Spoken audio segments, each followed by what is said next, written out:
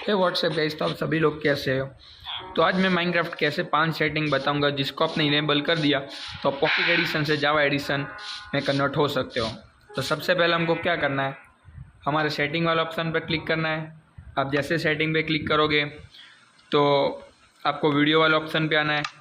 Video वाला option के आने के बाद यह हाइड पेपर डॉल का जो सेटिंग दिख रहा है उसको डिसेबल कर देना है, जिससे कि हमारी माइनक्राफ्ट में छोटी सी डॉल आ जाएगी। और नीचे जाने से यहाँ पॉकेट एडिशन का ऑप्शन दिख रहा है यूआई प्रोफाइल में, तो उस पॉकेट वाला ऑप्शन को क्लासिक में कर देना है। क्लासिक होने के बाद आपको ऊपर जाना है और देख सकते हो कि यहाँ एक ऑप्शन मिलेगा आउटलाइन सिलेक्ट, जिसको हमें कर देना है ऑन। और फिर टच वाले ऑप्शन में जाना है। जैसे आप टच वाले ऑप्शन पे क्लिक करोगे चूज़ कंट्रोल मोड पे आपको जाना है और फिर जॉयस्टिक टैप थर्ड नंबर के ऑप्शन पे क्लिक करना है।